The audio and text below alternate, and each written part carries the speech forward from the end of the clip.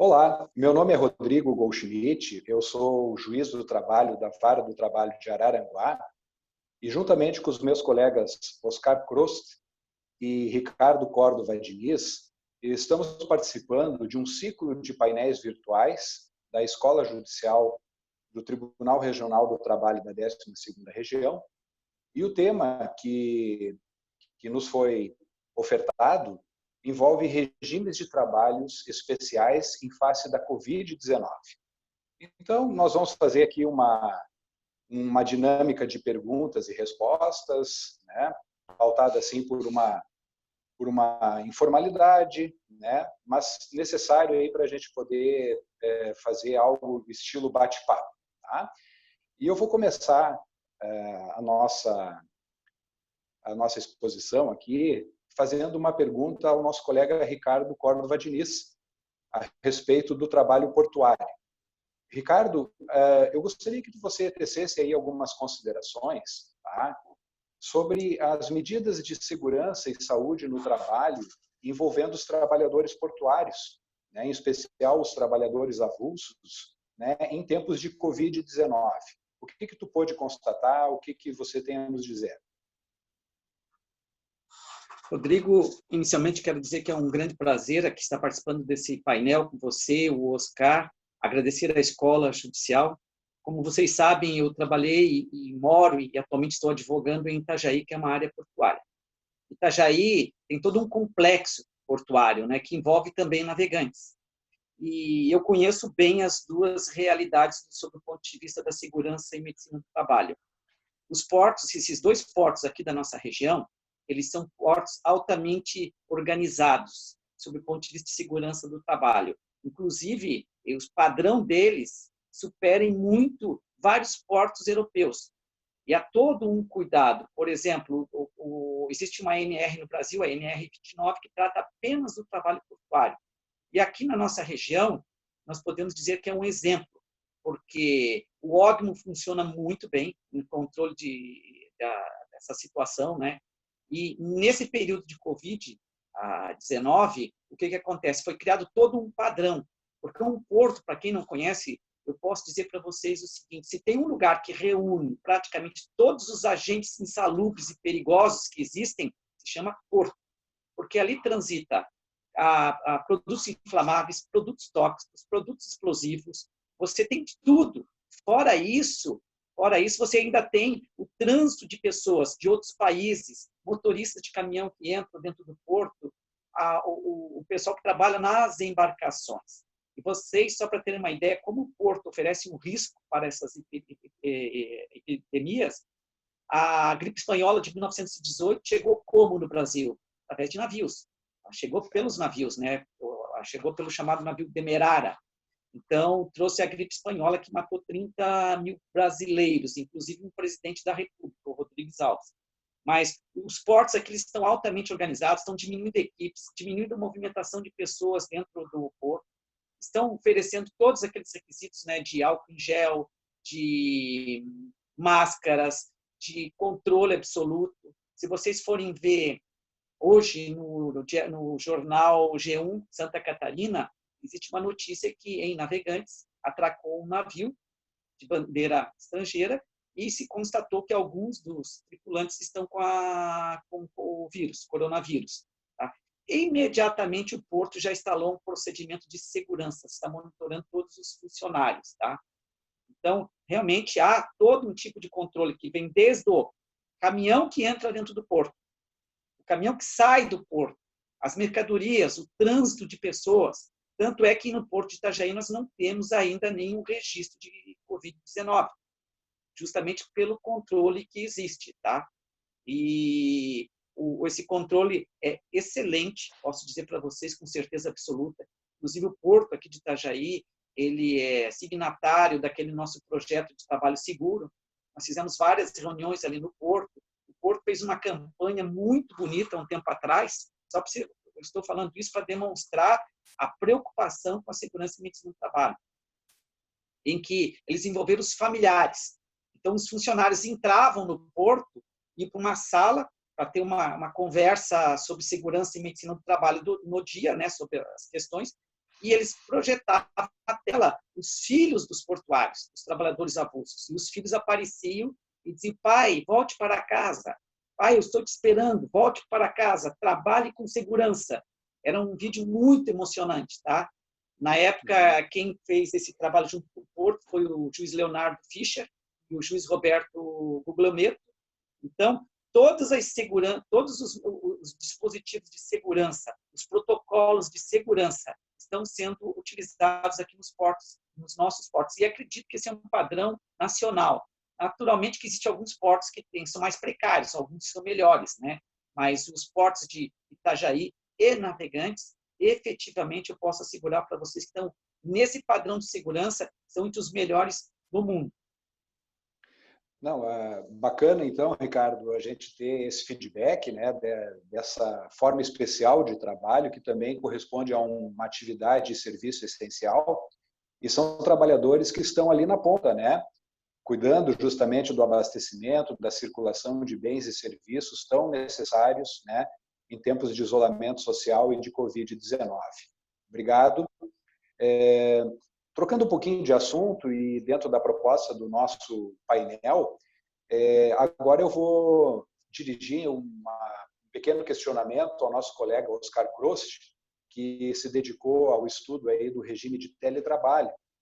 Colega, é o seguinte, da minha leitura da medida provisória 927, eu fiquei, digamos assim, um pouquinho intrigado, né, com o parágrafo 5º do artigo 4º, que fala sobre regime de teletrabalho, e daí ali no parágrafo 5º diz o seguinte: o uso de aplicativos e programas de comunicação fora da jornada de trabalho não constitui tempo à disposição do empregador. Eu gostaria que o colega tecesse algumas considerações a respeito disso, né, principalmente diante de um direito que a gente vem estudando no âmbito das relações de trabalho, que se chama direito à desconexão. Poderia nos brindar aí? Com certeza. Em primeiro lugar, obrigado à Escola Judicial pela oportunidade de poder debater, estudar e aprender com os colegas Rodrigo, Ricardo e os que falaram antes e falarão depois de nós. Essa questão, Rodrigo, do direito à desconexão é extremamente importante. E a medida provisória 927, numa primeira leitura que se faz dela, ela foi contra tudo aquilo que nós estudamos e aplicamos no direito do trabalho desde que entramos nessa área do conhecimento jurídico. Por quê? Porque o fato do trabalhador estar no mesmo ambiente ou não, do empregador ou de um cliente, um fornecedor, não difere do estar atendendo ou estar à disposição de modo remoto. Então, o que me parece extremamente importante que todos nós façamos? Tenhamos aquela primeira impressão da leitura dos termos exatos do dispositivo, busquemos posteriormente um contexto dentro do direito do trabalho e aí se faça, junto também da Constituição, uma interpretação conforme o sistema.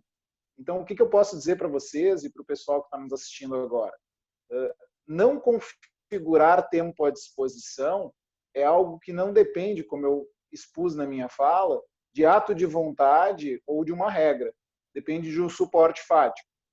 Então, a leitura que é possível fazer é, assim como nós fizemos da súmula 428, referente ao sobreaviso, que consagrava o entendimento do TST no sentido de que o mero fato de portar telefone celular, tablet, pager, bip ou outro meio telemático de comunicação não configura sobreaviso.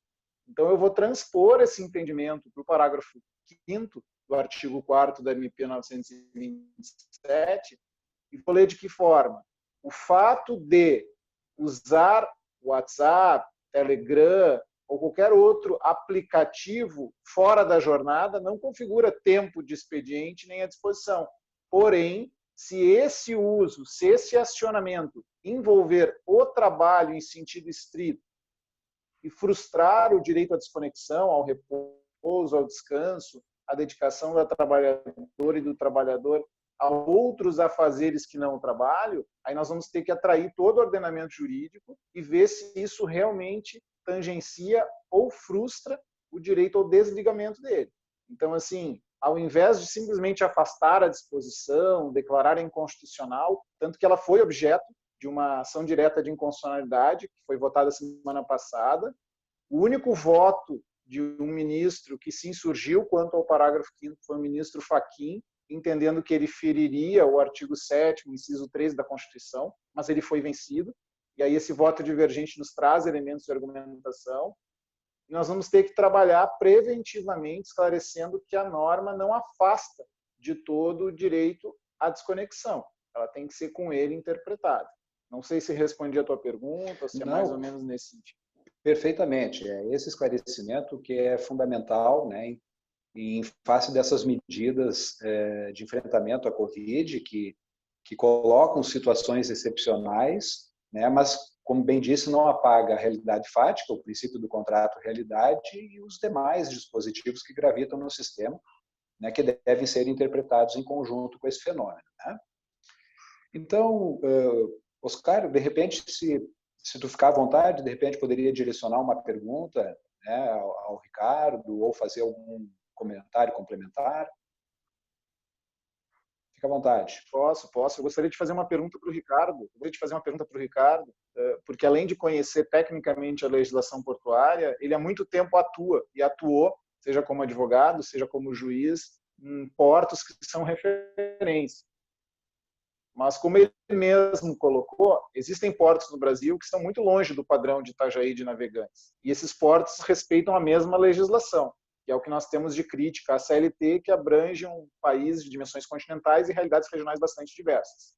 Eu gostaria de saber do Ricardo, a partir da medida provisória 945, em específico do artigo 4º, que dispõe que, na hipótese de não haver mão de obra portuária disponível, ou seja, se os trabalhadores entenderem por não trabalhar ou fazer uma greve, que é possível a contratação de mão de obra com vínculo de emprego para suprir esta falta de mão de obra.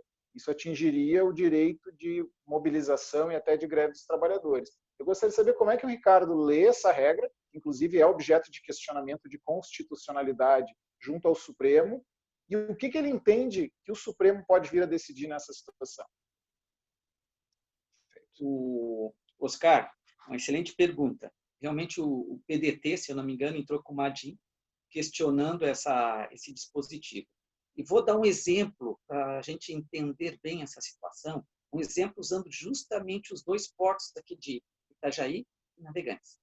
O porto de Itajaí usa mão de obra de trabalhador avulso. O porto de Navegantes, apenas trabalhadores com vínculo de emprego. Então, vamos imaginar a seguinte situação. Os dois portos, uma movimentação geral dos trabalhadores, nos dois portos os trabalhadores entram em greve. No porto de Itajaí, o operador portuário poderá buscar trabalhadores com vínculo de emprego no mercado. Já no porto de Navegantes, não, porque lá são empregados. Aí vai se aplicar a lei de greve. A lei de greve, ela proíbe esse tipo de contratação, salvo se a greve for considerada abusiva ou se os trabalhadores não observarem aquele número mínimo que deve ser mantido, né? Então, você vai ver o seguinte, duas situações com tratamento desigual. Aí você gera dois problemas. Primeiro problema, gera uma concorrência desleal, uma concorrência imperfeita entre os portos. Um poderá funcionar, o outro não. Outra situação, a Constituição, no artigo 7º, garante o quê? Ela garante igualdade de direitos entre trabalhadores avulsos e trabalhadores com vínculo de emprego. Então, sob o meu ponto de vista, essa matéria realmente, esse dispositivo é inconstitucional. Mas qual será o posicionamento efetivamente do Supremo Tribunal Federal? Como é uma medida transitória, né, ela não é uma medida que entrou no sistema para ficar, é durante a pandemia. E aí eu vou dizer para você o seguinte, eu acredito que o voto final deverá ser no sentido da inconstitucionalidade dessa situação, tá? Porque vai envolver aí não só os interesses dos trabalhadores, mas vai envolver também os interesses dos portos privados. Porque os portos privados, normalmente, eles usam mão de obra de trabalhador com vínculo de emprego. E eles vão se sentir o quê? Que o porto organizado, que é o porto público, que usa essencialmente mão de obra de trabalhador avulso, ficará numa situação de vantagem. Então, você não vai ter a classe empresarial toda apoiando essa medida e fazendo pressão em cima do Supremo Tribunal Federal, como acontece. Eu acho que vai ser justamente o contrário, vai haver uma divisão de interesses. E aí, há a possibilidade do Supremo declarar inconstitucional. Embora que, neste momento, a situação não é fácil para o Supremo Tribunal Federal, as matérias chegam com muita urgência, o pessoal tem que estar pisando em ovos, essa é a realidade, né? Porque tudo é objeto de crítica, inclusive de movimentos para fechar o Supremo Tribunal Federal. A situação não é fácil. Isso torna qualquer decisão do Supremo Tribunal Federal quase que imprevisível. Agora, sob o ponto de vista técnico, eu entendo que a tendência do tribunal será de considerar inconstitucional. Agora, se vai na primeira decisão, já porque me parece que caiu com o ministro Fux, eu não sei se nessa primeira decisão ele vai suspender, vai conceder uma liminar, neste momento, né? Mas se ele não conceder a liminar, e a demora do próprio julgamento, eu acredito que você vai perder até o objeto, vai acabar perdendo até o objeto, tá? Porque o julgamento ocorrerá provavelmente quando não, a questão da pandemia já não existir mais. Então, esse é meu posicionamento, tá? Tecnicamente é inconstitucional. Espero que tenha respondido a sua pergunta. Não, respondeu bem, inclusive trouxe uma possibilidade que o Supremo tem feito uso com bastante parcimônia, que é a questão da modulação dos efeitos, né?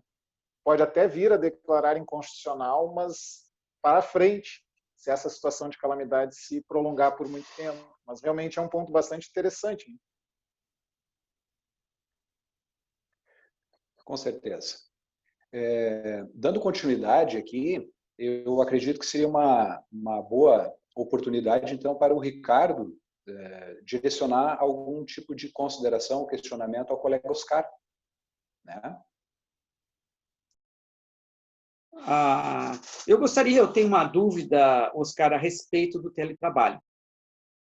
Vamos imaginar a seguinte situação.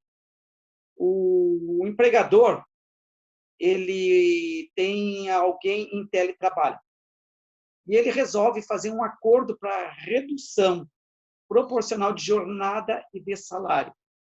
E aí eu te pergunto, esse acordo individual para quem está já em teletrabalho é possível, mesmo sem redução de cota de trabalho? Pois a resposta que eu ia dar essa pergunta, é porque foi uma coisa que nós já discutimos desde os módulos dos ciclos, era uma. Mas aí essa segunda observação que tu fizeste, que acrescentou mais um aspecto, sem redução de trabalho, aí fica bem difícil. Eu vou tentar responder de bastante objetiva, fugir daquela é bastante complexa, mas deixando bem claro que isso é uma posição pessoal e que vai ter muitas matizes e diferenciações de acordo com a forma com que cada um encarar a situação do teletrabalho. O meu entendimento particular é que o teletrabalho não sofre a aplicação do artigo 62 da CLT, que o afasta do capítulo da duração. Eu entendo que esse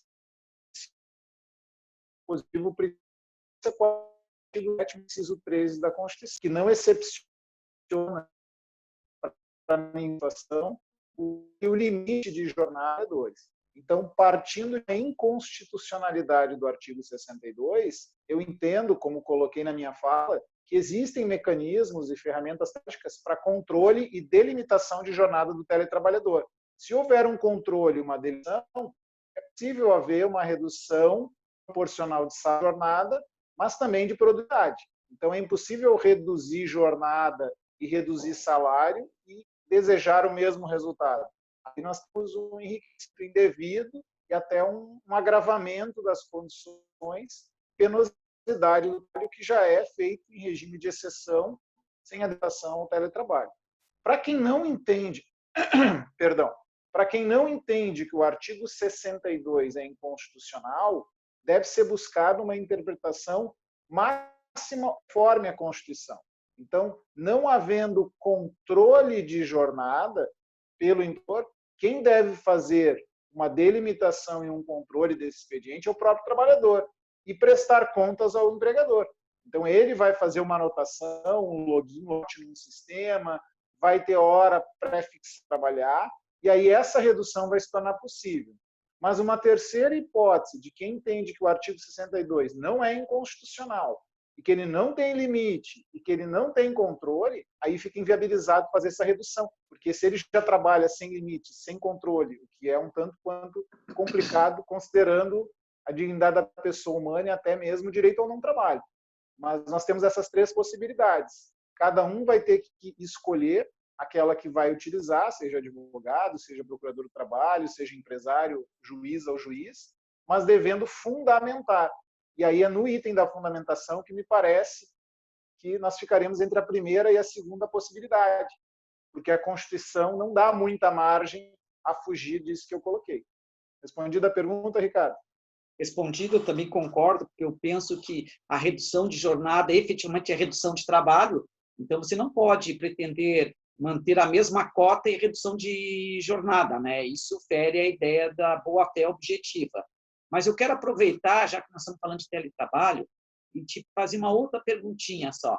Vamos imaginar alguém que preste horas extras, 60 horas extras já há 5 anos na empresa, e de repente ela é remetida para o teletrabalho. Não em razão da Covid-19, mas já com base no próprio dispositivo que existe na CLT, introduzido pela Lei 13.467.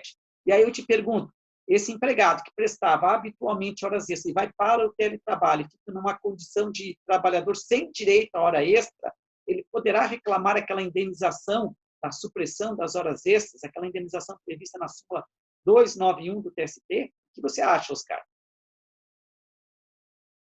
Essa questão também é bastante controvertida. Primeiro, que se nós formos revisitar o conceito de hora extra, nós vamos ver que o que nós utilizamos como aquelas excedentes à jornada contratual se tratam de horas suplementares, ou seja, excepcionais.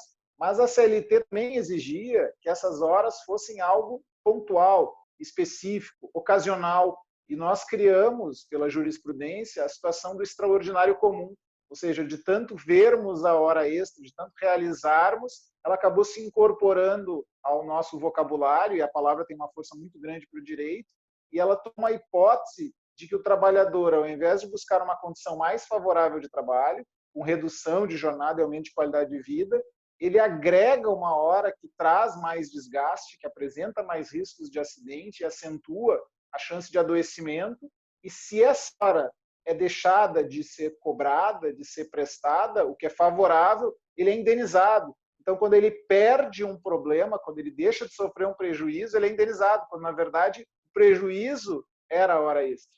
Não sei se ficou clara essa situação. Ficou, sim. Então, assim, na hipótese de a mudança do regime de trabalho presencial para teletrabalho, o que deixa de acontecer é a prestação de serviços dentro da empresa, mas ele leva para sua casa todos os direitos, todos os deveres, tudo que ele tinha em relação à empresa, inclusive no patrimônio jurídico, essa questão das horas extras habituais. É óbvio, é uma situação bastante pontual, porque a partir do momento em que nós vamos para um regime sem controle ou limitação de jornada, aquilo que era muito claro passa a ser bastante nebuloso. Mas dentro de um contexto maior, fazendo um resgate do dispositivo constitucional e da própria origem da súmula 291, me parece não plenamente possível, como desejável, que se sepulte de vez essa possibilidade de horas extras habituais. Porque de nada adianta nós discutirmos saúde, meio ambiente do trabalho, situações emergenciais, se os próprios fundamentos do direito do trabalho acabaram nos últimos anos sendo esquecidos e até soterrados, com impressões economicistas, jargões e até mesmo falas bastante contrárias aos trabalhadores. Eu gostaria de aproveitar aqui, eu que agradeço, eu gostaria de aproveitar aqui a deixa, Ricardo, e fazer umas perguntas para o Rodrigo, pode ser? Pode. O tema que o colega Rodrigo abordou foram serviços essenciais. Então, imaginemos nós que o que é essencial em tempos comuns, de habitualidade e normalidade, se tornam mais essenciais ainda numa situação de calamidade pública e de pandemia. Né? Não vou nem enumerar ou citar os exemplos, porque eles são autoexplicáveis. A minha pergunta, Rodrigo, é a seguinte: os trabalhadores que atuam em atividades consideradas essenciais, eles vão se colocar obrigatoriamente numa situação de risco que é evitável à maior parte da população.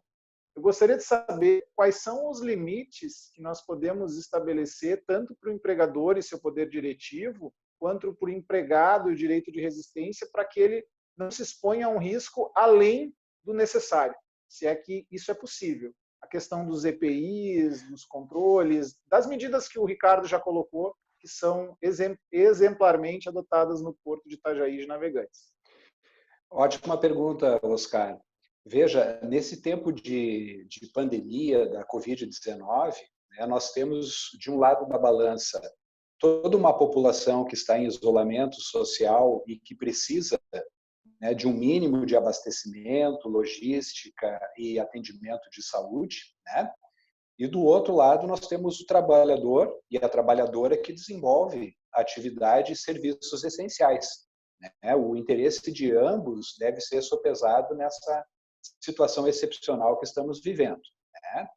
Agora, quando o trabalhador em atividade de serviço essencial, né, ele vai desempenhar o seu mistério, mas sem os padrões mínimos de segurança e saúde no trabalho, né, inclusive com acentuado risco de contágio pela Covid-19, a gente tem que redobrar a atenção aqui, né? Veja, o empregador ele tem o poder diretivo e o poder de comando, né, oriundo lá do artigo 2º da CLT, é da essência, né, do conceito de empregador dirigir o empreendimento, né? E, a princípio, o trabalhador em serviço essencial tem que obedecer, né, esse comando, essa diretriz. Mas se o comando, né, vai no sentido de expor, né, o trabalhador em atividade de serviço essencial a um premente risco de contágio pela Covid-19, esse trabalhador, no meu ponto de vista, ele tem o direito de se opor a esse comando, né? Lá no regime da CLT, que é a parte de justas causas, né, no artigo 482, nós temos lá as figuras da indisciplina e da insubordinação, né? A indisciplina é quando você baixa uma regra geral para todos os empregados e um deles, eventualmente, não obedece. E a insubordinação é quando o empregador dá uma ordem direta a um determinado empregado e esse empregado se insubordina, não obedece.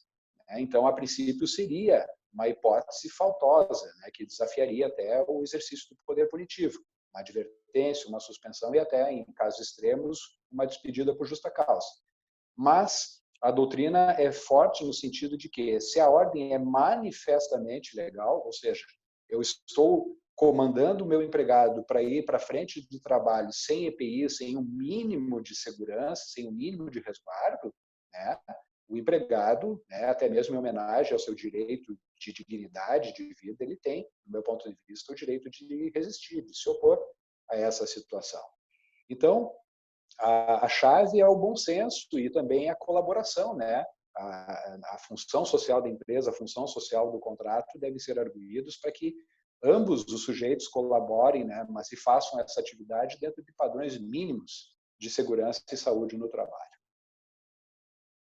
E aproveitando também, só para encerrar minha participação em relação ao Rodrigo, tu colocaste bem o artigo 482. E não raras vezes, nos processos trabalhistas, nós vemos uma parte alegando o 482 em subordinação ou até mesmo uma indisciplina, e a outra parte alegando o artigo 483, que é da rescisão indireta, da justa causa patronal, falando de expor o trabalhador a mal manifesto, né? A um risco excessivo. Eu te pergunto, com base nessa fala que tu fizeste agora, como é que nós vamos trabalhar a distribuição e até mesmo a análise da prova aqui? O ônus probatório e se no tempo da pandemia essa avaliação da prova vai sofrer alguma alteração? Essa é uma pergunta bastante complexa, né? Mas bastante pertinente também ao momento, né? A avaliação da prova ela deve ser regada pela situação excepcional que estamos vivendo. Eu partiria do pressuposto, né, de que os riscos ambientais nesse contexto, aumentaram exponencialmente, ainda mais para trabalhadores em atividades e serviços essenciais. Então, a presunção, né, aqui milita favoravelmente ao trabalhador, né, que está perplexo diante de uma situação que nem mesmo a ciência, né, tem uma resposta imediata. Nós não temos uma vacina, né, e um tratamento 100% eficaz nesses casos. Então, os princípios da precaução e prevenção, né, a recusa de executar sem que haja o mínimo de segurança é algo presumível e aceitável para esse contexto, né? E quem deverá fazer uma prova cabal no sentido contrário, de que deu as condições de segurança, treinamento e etc., é o empregador. Então, aqui, na análise probatória, a presunção milita em favor do trabalhador. Quero pedir licença para o Oscar para fazer uma perguntinha também aqui para o nosso colega Rodrigo. Rodrigo, no direito do consumidor, existe uma expressão, contrato casadinho. Não sei se você já ouviu falar isso, ou contrato casado. E outro dia, na prática, eu vi um contrato casado no âmbito do direito do trabalho. Olha só o que aconteceu. Uma empresa fez um acordo individual para reduzir jornada e salário em 70%, conforme a MP 936. Tá? Ou seja, remanesceu uma jornada para o empregado de 30%, que equivale a 2 horas e 24 minutos. Então, esse empregado teria que trabalhar 2 horas e 24 minutos por dia. Mas aí veio um contrato casadinho. E nesse contrato dizia o seguinte, até eu vou ler aqui, porque eu transcrevi isso aqui, tá? Tirei lá daquele contrato. Tinha a seguinte cláusula: ficará o empregado em jornada de sobreaviso durante as 2 horas e 24 minutos por dia. Ou seja, aquela jornada remanescente, naquela jornada o empregador colocou o empregado em sobreaviso. E daí disse o seguinte: com salário equivalente a 1/3 do salário normal. Ou seja, reduziu o salário e no restante da jornada colocou o empregado de sobreaviso, o empregado recebendo só 1/3 do salário. Qual a validade desse acordo, Rodrigo, na sua opinião? Olha, na minha opinião, e considerando os próprios termos da medida provisória 936, a validade dessa avença é questionável. Tá? Primeiro detalhe é o seguinte: trata-se de uma medida provisória, né? E ela pode ou não ser aplicada pelo empregador e pelas partes no contexto da Covid-19. Mas, uma vez aplicada, ela tem que observar a teleologia, né?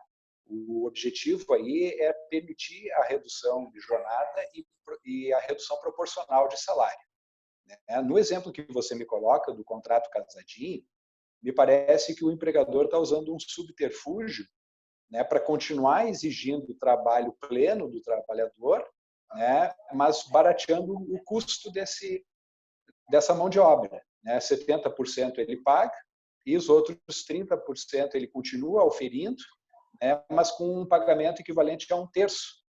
Né? Isso aí me parece ser um desvio de finalidade da medida provisória. A finalidade é obter a redução de jornada e, proporcionalmente, a redução de salário. Se o empregador continua com a possibilidade de demandar os 30% remanescente, e agora pagando 1/3 do valor, né, me parece que ele está se valendo da oportunidade para reduzir o custo, né, do trabalho e desvirtuando a aplicabilidade da medida provisória. No caso, eu acho que poderia ser aplicado aqui, analogicamente, a solução do artigo 8º da medida provisória, que diz que, na hipótese do empregado estar com o contrato suspenso, mas no âmbito dessa suspensão o empregado for acionado à distância ou em regime de teletrabalho, fica desconfigurado a suspensão do contrato e as partes voltam ao status quo ante, né? E com os efeitos daí decorrentes, né? Que é o cancelamento de eventual benefício e a retomada do pagamento integral, né, das verbas trabalhistas, como se o contrato em plena vigência estivesse. E, além disso, atrai o artigo 14 também da medida provisória 936, que é a hipótese da incidência de multa pela fiscalização do trabalho em face de uma irregularidade administrativa. Então, em resumo, é isso. Eu acho que esse contrato casadinho ele foge da teleologia da medida provisória. Gostei muito da resposta. Isso é para ver como, nesses momentos de crise, né, o povo é criativo, né? É criativo mesmo. De quase Realmente. tudo. Aí somos nós, aliás, eu não estou aposentado, mas vocês que têm que resolver esses problemas depois. Obrigado pela resposta. Ricardo, uma observação aqui em relação a isso. O artigo 4º da medida provisória 927, o parágrafo 4º, quando ele fala que cabe ao empregador, por comodato, fornecer os equipamentos para o trabalhador executar as tarefas em teletrabalho e assumindo os custos de eventual infraestrutura, há uma hipótese ali no inciso seguinte que diz que, inviabilizado o teletrabalho, o trabalhador permanecerá em casa, aguardando ordens ou à disposição. E ali não tem nenhuma menção à redução de salário. Ali ele presume trabalhar da jornada contratual e não toca em momento algum em redução salarial. Simplesmente diz que o empregado tem que estar disponível. Realmente é um dispositivo que dá para aplicar nesse caso. A gente resgata o artigo 4º da CLT. Porque nós temos que ter sempre em mente o seguinte: as medidas provisórias podem ou não ser convertidas em lei. Então, isso é uma coisa que a gente nem tem que pensar muito, porque senão já nem estuda e nem aplica. Mas mesmo ser convertidas em lei, sem alteração, elas estão dentro do sistema jurídico trabalhista, dentro do sistema que tem a CLT, os princípios da Constituição. Então, não pode vir uma regra e dizer assim: o trabalhador pode ter 70% da jornada reduzida e esses 30% restritos a 1/3, e aí quando vê, na verdade, o governo está pagando absolutamente tudo e o empregador só se beneficia. Mas é bastante interessante, assim, essas janelas que existem dentro da própria MP, a gente faz um link com os institutos de direito do trabalho, né? Boa observação. Então, colegas, eu acho que nós fizemos uma boa rodada de debate, né? Eu não sei se os colegas ainda têm alguma consideração ou pergunta complementar. Caso não, a gente poderia se encaminhando, né, para a finalização desse painel. Eu não tenho nenhuma pergunta a fazer. Eu também estou satisfeito. Não, estou satisfeito também, Rodrigo. Muito obrigado. Ótimo. Obrigado, então, Rodrigo. Obrigado à escola. Certo, Ricardo. Assim, eu vou fazer o uso da palavra e vou passar para vocês para a gente fazer o fecho, então, tá? Eu, da minha parte, então, fico muito honrado, agradeço imensamente a oportunidade de estar aqui debatendo com os meus colegas Oscar e Ricardo. É bom revê-los, né?